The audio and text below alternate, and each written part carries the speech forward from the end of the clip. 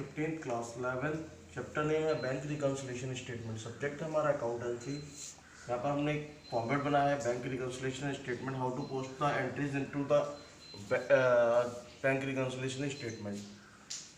तो उसके बारे में क्वेश्चन है, हम इसको क्वेश्चन को पढ़ लेते हैं। पहले इसमें कह रहा है on 31 May 2014 in bank column of Arunal cash book shows a debit balance of 30 rupees 32,000 or 3200.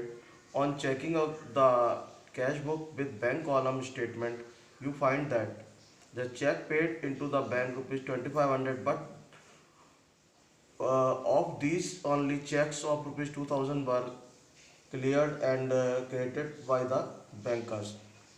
Two checks of rupees 1200 and 800 were issued by, but out of them only one check of rupees 800 was presented for the payment of up to 31st May. Next point है हमारा the receipts column of the cash book of has been overcost by 100. Next point है हमारा passbook shows a credit balance of rupees 120 as interest on investment collected by the bankers and डेब्ट to the debit of rupees 80 from for bank charges. Next point है no entry has been made in cash book for the rent of rupees 150 paid by the bankers according to the अरुणाल started standing instructions. Interest allowed by the banks rupees 20,000. अब यहाँ पर ये overall points हमें given है in the question and हमसे prepare करा रहा है बैंक रिकंसिलिएशन स्टेटमेंट। तो सबसे पहले पॉइंट हमारा यहाँ पर स्टार्ट होता है इसमें बैंक रिकंसिलिएशन स्टेटमेंट में। अगर हमारा डेबिट बैलेंस दे रखा है तो हम क्रेडिट बैलेंस को फाइंड आउट करेंगे, क्रेडिट बैलेंस दे रखा है तो डेबिट बैलेंस को फाइंड आउट करेंगे। जैसा भी हमारा बैलेंसेस गिवन होता है उसके अपोजिट हमें उसका आंसर लाना होता है, या उसका आंसर जो आता है वो हमारा अपोजिट आता है। जैसे बैलेंस एज पर कैश बुक दे रखा है तो बैलेंस एज पर पासबुक निकल कर आएगा। ठीक है, तो यहाँ पर हमारा जो पॉइंट बनकर आ रहा है ये है यहाँ पर डेबिट बैलेंस एज पर cash book. Debit balance as पर कैश बुक जो गिवन है इन द क्वेश्चन वो रुपीज है 3200। ठीक है, तो ये हमारा प्लस वैल्यू है इसलिए इसको इधर मेंशन कर देंगे। ठीक है, नेक्स्ट पॉइंट था हमारा cheque paid into the bank but not credited by the bank. अब जो हमारे चेक पेड किए थे बैंक में तो पॉइंट आ जाएगा हमारा first point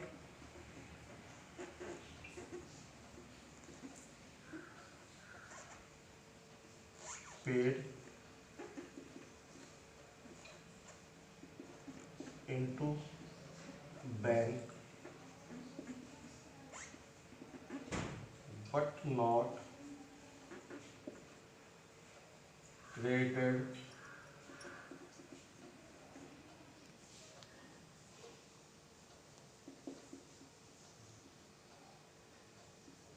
by the bank but not credited by the bank। और इसमें जो अमाउंट गिवन था हमारा वो कितना था 2500 के हमने चेक दिए थे, लेकिन उसमें से अब तक जिस डेट तक हमने स्टेटमेंट तैयार किया था केवल 2000 के चेक ही क्रेडिट हुए थे। इट मीन्स 500 के चेक हमारे क्रेडिट नहीं हुए, तो क्या करें हम अपने यहाँ से भी अब उसको माइनस कर देंगे। कितने का 500। ठीक है, क्योंकि हमने उस टाइम में कितने माइनस किए होंगे 2500 माइनस किए होंगे अपने यहाँ से, तो इनको हम क्या करें फिर से वो कर दें 500 का।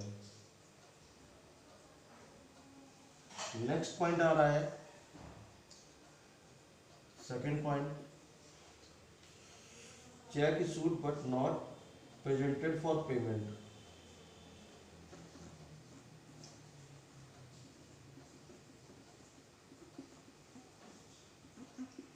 issued but not presented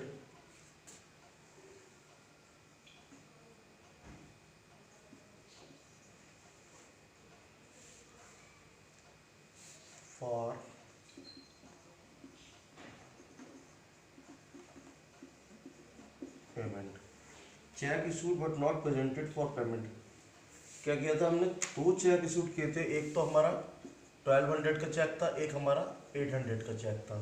2 check हमने इशूड किए थे, but out of them only the 1 cheque of ₹800। जो हमारा ये 800 वाला चेक है, ये ही कह रहा है कि was presented for the payment up to 31 May.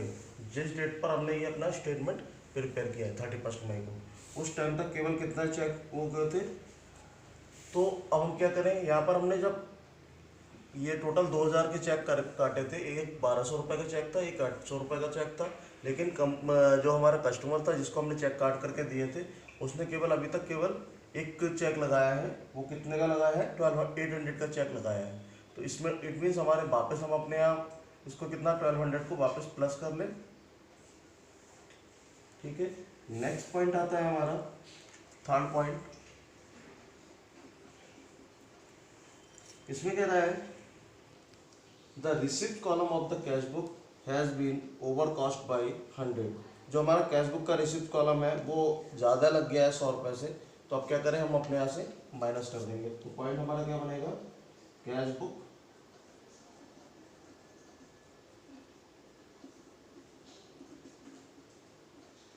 Over cost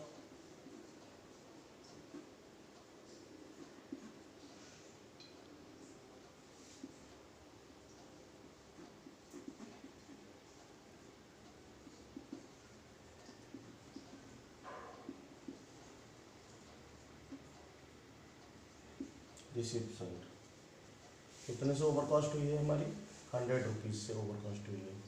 ठीक है, तो ये हमने इसमें से 100 माइनस कर दिए। नेक्स्ट पॉइंट है हमारा फोर्थ पॉइंट। इसमें कह रहा है interest on investment collected by the bank. जो इंटरेस्ट ऑन इन्वेस्टमेंट है वो बैंक के थ्रू कलेक्ट किया गया और हमारे उसमें सबमिट किया गया, डिपॉजिट किया गया इनटू द अकाउंट्स। तो एंट्री पॉइंट बन जाएगा हमारा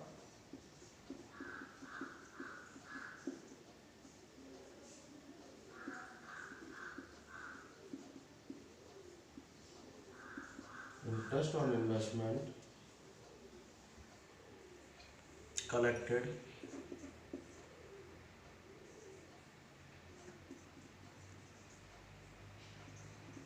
by the bank।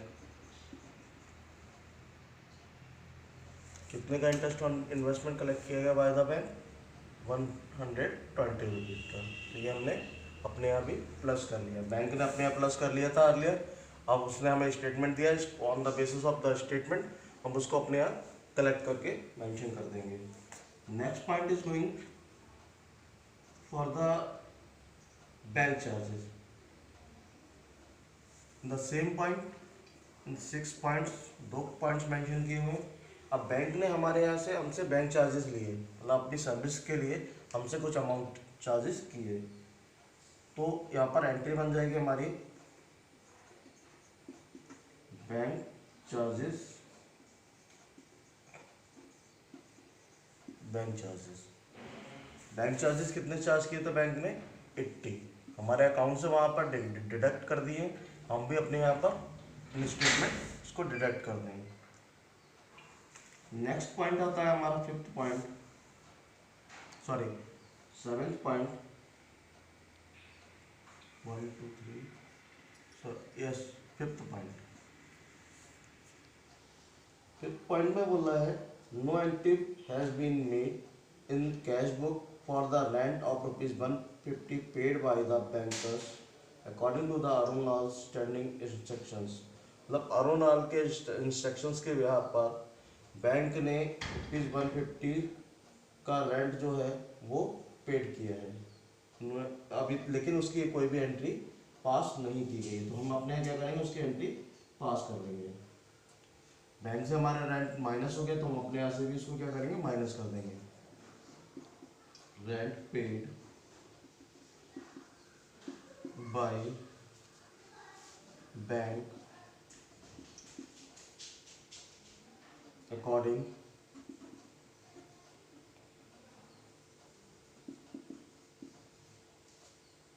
To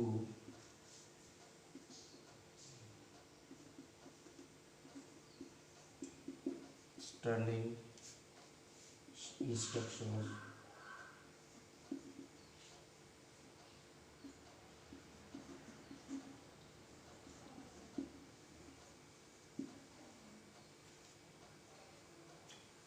According to standing instructions, how much? Rupees 150. Next point is point number 6. Interest allowed by the bank rupees 20.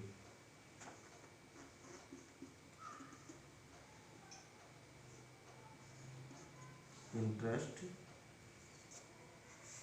allowed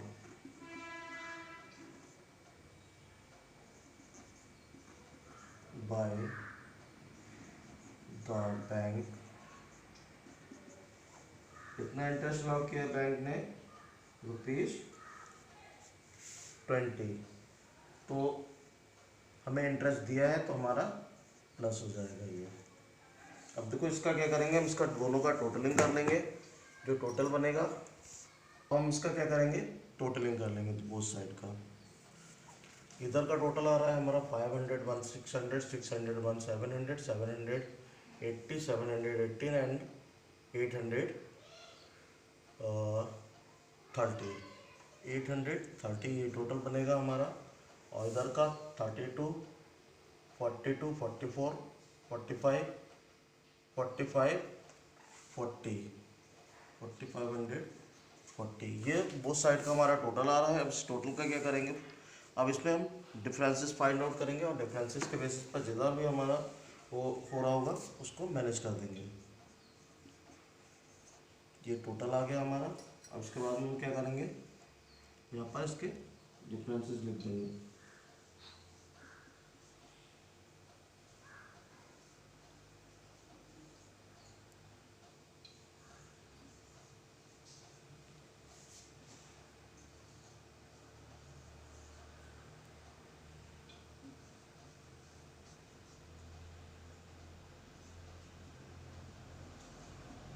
जो कि हमारा अभी दोनों साइड का टोटल गिवन किया होता है ₹4540 माइनस 830, ये आ जाएगा हमारा रिमेनिंग जो बचेगा हमारा 3710, ये आंसर आ जाएगा हमारा रिमेनिंग जो बचा हुआ है। तो यहाँ पर जो हमारा स्टेटमेंट प्रिपेयर होता है, भी बैंक रिकन्सिलेशन स्टेटमेंट प्रिपेयर होता है, वो बैंक रिकन्सिलेशन स्टेटमेंट हमारा इन particular points of following instructions के बेसिस पर बैंक रिकन्सिलेशन स्टेटमेंट हमारा प्रिपेयर होता है।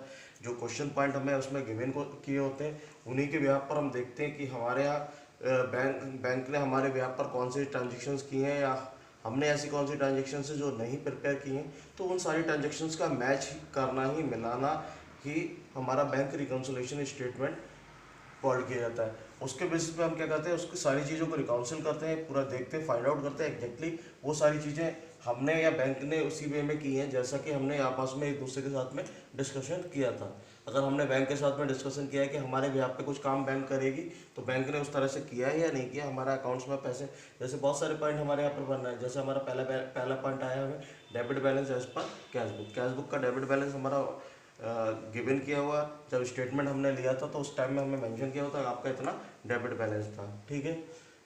उसके बाद में क्या किया था उन्होंने कि cheque paid into the bank but not credited by the bank. उसने 2 चेक काट करके दिए थे, एक 2500 का था, एक इसमें 2 चेक काटे गए थे, जिसमें से एक चेक काटा गया था जिसमें 2500 का चेक था। लेकिन उस डेट तक केवल कितना चेक कलेक्ट हुआ है, 2000 का हुआ था, रिमेनिंग हमारा 500 था। तो अब क्या करें, हमने उसको वापस अपने यहाँ से भी माइनस करते हैं, ठीक है, क्योंकि हमने उसको क्या किया था उस टाइम में चेक गिफ्ट पेड किए थे, तो कि इसमें सबमिट कर देगा, ठीक है। इसी तरह से नेक्स्ट पॉइंट आता है हमारा check issued but not presented for payment. हमने जो चेक इशूड किए थे उसमें से केवल उस टाइम तक कस्टमर ने एक ही चेक प्रेजेंट किया है और बाकी का दूसरा चेक प्रेजेंट नहीं किया, तो हमने उसको क्या किया, तो वापस इसमें मेंशन कर दिया। इस तरह से ओवरऑल हमारे जब कैश बुक जो ट्रांजेक्शन बन के आएंगे वो सारे ट्रांजेक्शन यहाँ पर हम उसमें मेंशन करते रहेंगे, जिस तरह से जिस पॉइंट के लिए जो ट्रांजेक्शन बन कर आएगी, वो ट्रांजेक्शन हम उसमें मेंशन कर देंगे, हमारा बैंक रिकन्सिलिएशन स्टेटमेंट तैयार हो जाता है।